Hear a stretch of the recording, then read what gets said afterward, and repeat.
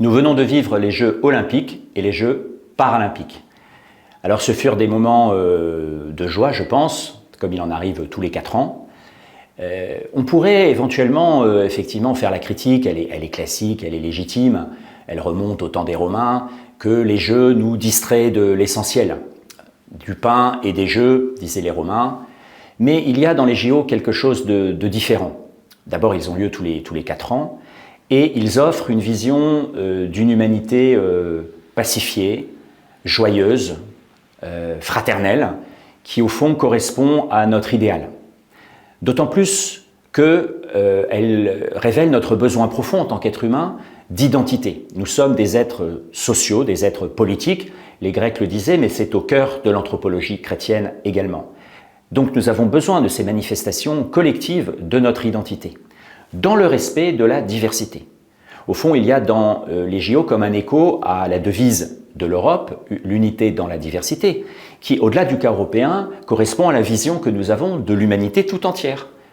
Nous pensons que nous pouvons être chrétiens, chinois, allemands, français, grecs, être fiers de nos langues, de nos coutumes, de nos traditions, dans la mesure où cela respecte les valeurs de l'Évangile. Donc, ces JO sont une fenêtre sur ce que, au fond, le Seigneur attend de notre humanité. Et il faut rendre grâce pour cela.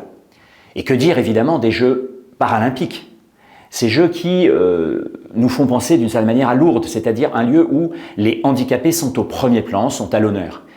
Et c'est là une valeur profondément évangélique. Et nous pouvons aussi nous réjouir de ce que ces Jeux paralympiques ont eu un écho et une visibilité plus grande que dans les éditions précédentes. C'est aussi un motif de fierté en tant que Français. Alors bien sûr, nous n'oublions pas les drames de l'humanité, les souffrances de nombreuses populations sur la planète.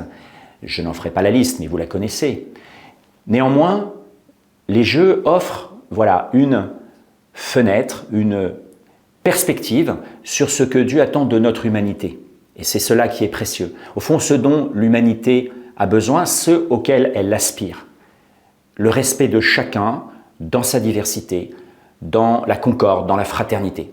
C'est une vision évangélique. Et ce n'est peut-être pas pour rien que saint Paul, qui avait connu les Jeux de Corinthe, après son arrivée, et qui en parle, puisse mentionner ces efforts des Jeux comme un exemple de persévérance pour sa cité, pour son pays. Donc réjouissons-nous de ce que les JO et les Jeux paralympiques nous ont permis de vivre. À la prochaine fois.